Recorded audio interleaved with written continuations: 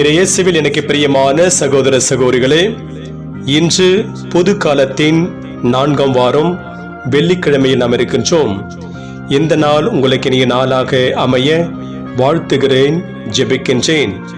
இன்றைய இறைவார்த்தை சிந்தனைகளுக்கு நாம் கவனமுடன் செவிகொடுப்போம். எபிரேயருக்கு எழுதப்பட்ட திருமுகத்திலிருந்து வாசகம். அதிகாரம் 13, இறைவார்த்தைகள் 1-8 முடிய. சகோதர சகோதரிகளே, சகோதர அன்பில் நிலைத்திருங்கள். அந்நியரை வரவேற்று விருந்தோம்ப மறவாதீர்கள்.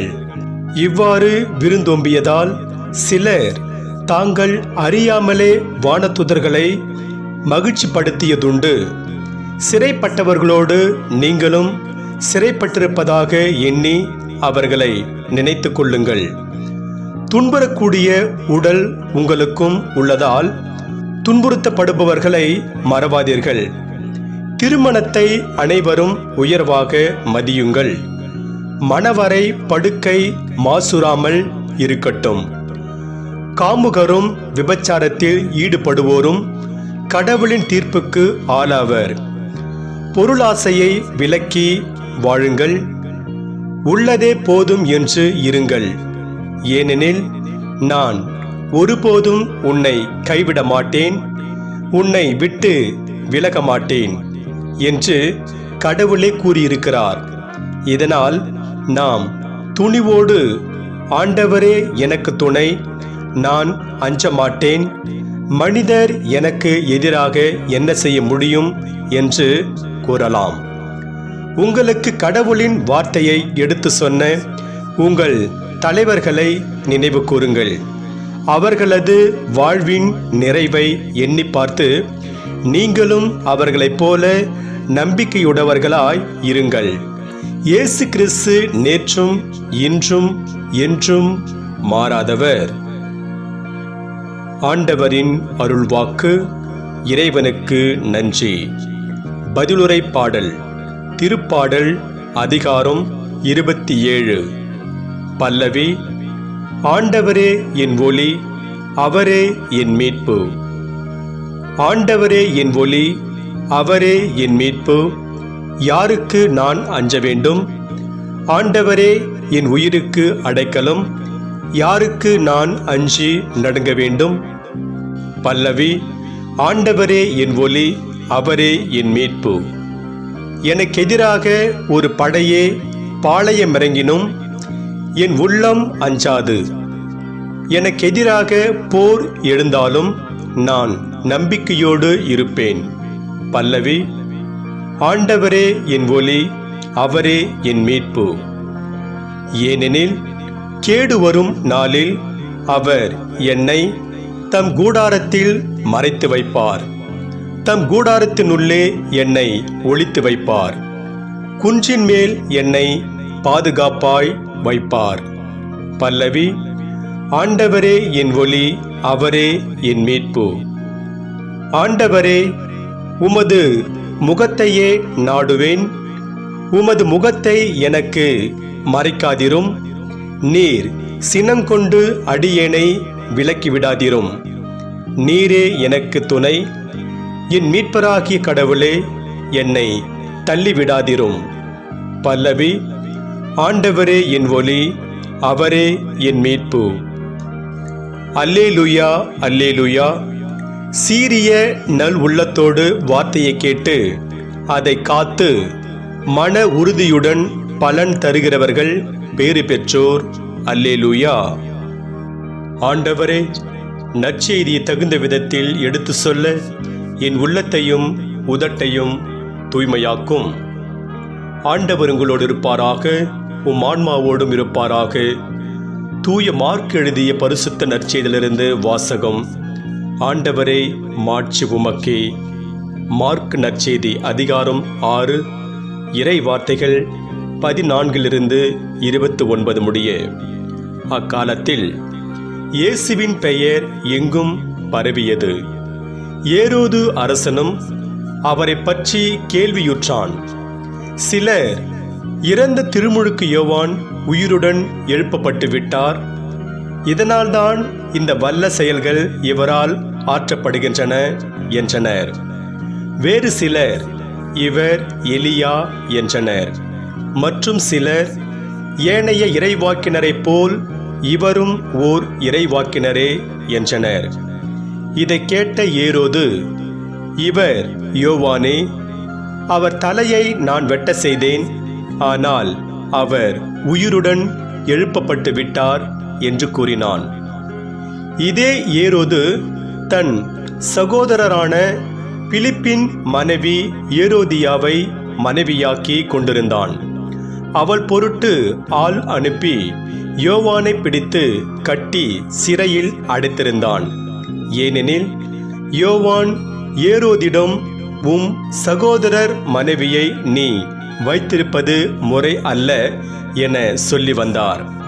அப்போது ஏரோதியா அவர் மீது காழ்ப்புணர்வு கொண்டு அவரை கொலை செய்ய விரும்பினாள். ஆனால் அவளால் இயலவில்லை. ஏனெனில் யோவான் நேர்மையும் தூய்மையும் உள்ளவர் என்பதை ஏரோது அறிந்து அஞ்சி அவருக்கு பாதுகாப்பு அளித்து வந்தான். அவர் சொல்லை கேட்டு மிக குழப்பமுற்ற போதிலும் அவருக்கு மனமுவந்து செவிசாய்த்தான். ஒரு நாள் ஏரோதியாவுக்கு நல்ல வாய்ப்பு ஒன்று கிடைத்தது. ஏரோது தன் பிறந்த நாளில் அரசவையினருக்கும் ஆயத்தவர் தலைவர்களுக்கும் கலிலேய முதன்மை குடிமக்களுக்கும் ஒரு விருந்து படைத்தான். அப்போது ஏரோதியாவின் மகள் உள்ளே வந்து நடனமாடி ஏரோதையும் விருந்தினரையும் அகமகிழ செய்தாள். அரசன் அச்சிறுமியிடம், உனக்கு என்ன வேண்டுமானாலும் கேள், தருகிறேன் என்றான். நீ என்னிடம் எது கேட்டாலும், ஏன் என் அரசில் பாதியே கேட்டாலும் உனக்கு தருகிறேன் என்றும் ஆணையிட்டு கூறினான். அவள் வெளியே சென்று, நான் என்ன கேட்கலாம் என்று தன் தாயை வினவினாள். அவள், திருமுழுக்கு யோவானின் தலையை கேள் என்றாள். உடனே சிறுமி அரசனிடம் விரைந்து வந்து திருமுழுக்கு யோவானின் தலையை ஒரு தட்டில் வைத்து, இப்போதே எனக்கு கொடும் என்று கேட்டாள். இதை கேட்ட அரசன் மிக வருந்தினான். ஆனாலும் விருந்தினர் முன் தான் ஆணையிட்டதால் அவளுக்கு அதை மறுக்க விரும்பவில்லை. உடனே அரசன் ஒரு காவலனை அனுப்பி யோவானுடைய தலையை கொண்டு வருமாறு பணித்தான். அவன் சென்று சிறையில் அவனுடைய தலையை வெட்டி அதை ஒரு தட்டில் கொண்டு வந்து அச்சிறுமியிடம் கொடுக்க, அவளும் அதை தன் தாயிடம் கொடுத்தாள். இதை கேள்வியுற்ற யோவானுடைய சீடர்கள் வந்து அவருடைய உடலை எடுத்து சென்று ஒரு கல்லறையில் வைத்தார்கள். ஆண்டவரின் அருள்வாக்கு. கிறிஸ்துவே உமக்கு புகழ். நற்செய்தி வாக்கினால் என்னுடைய பாவங்கள் அகல்வதாக. ஆமென். உன்னை கைவிட மாட்டேன், உன்னை விட்டு விலக மாட்டேன். இயேசுவில் எனக்கு பிரியமான சகோதர சகோதரிகளே, ஒருவர் தன்னுடைய வாழ்வில் எவ்வளவு பெரிய துன்பத்தை சந்தித்தாலும், அவருக்கு எதிராக ஒரு படையே திரண்டு வந்தாலும், அவர் ஆண்டவர் மீது உறுதியான நம்பிக்கையோடு இருந்தால் எதற்கும் அசைவுற மாட்டார். இதற்கு சான்றாக இருப்பவர்கள்தான் இன்றைய இறைவார்த்தையில் இடம்பெறும் மனிதர்கள். இஸ்ரவேலின் மன்னராக இருந்த தாவீதுக்கு அவரது எதிரிகளிடமிருந்தும் துரோகிகளிடமிருந்தும் ஆபத்துகள் வந்த வண்ணமாய் இருந்தன. இந்த நிலையில் அவர் மனிதரின் உதவியை நாடாமல் ஆண்டவரை மட்டுமே உறுதியாய் நம்பியிருந்தார். அதனால்தான் இன்று நாம் பதிலுரை பாடலாக பாடக்கேட்ட திருப்பாடல் அதிகாரம் 27 தாவீது, ஆண்டவரே என் உயிருக்கு அடைக்கலம், யாருக்கு நான் அஞ்சி நடுங்க வேண்டும்? எனக்கு எதிராக ஒரு படையே பாளையமிறங்கினாலும் என் உள்ளம் அஞ்சாது. ஏனெனில் கேடு வரும் நாளில் அவர் என்னை தம் கூடாரத்தில் மறைத்து வைப்பார் என்கிறார்.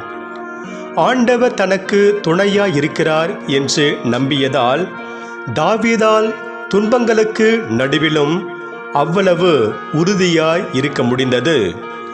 நற்செய்தி வாசகத்தில் இயேசுவை பற்றி கேள்விப்படும் ஏரோது மன்னன் அவரை திருமுழுக்கு யோவானாக இருக்குமோ, அவரைத்தான் நான் தலை வெட்டி கொன்று போட்டேனே, ஒருவேளை கடவுள் அவரை உயிர்த்தெழ செய்துவிட்டாரோ என்று மனம் குழம்பினான்.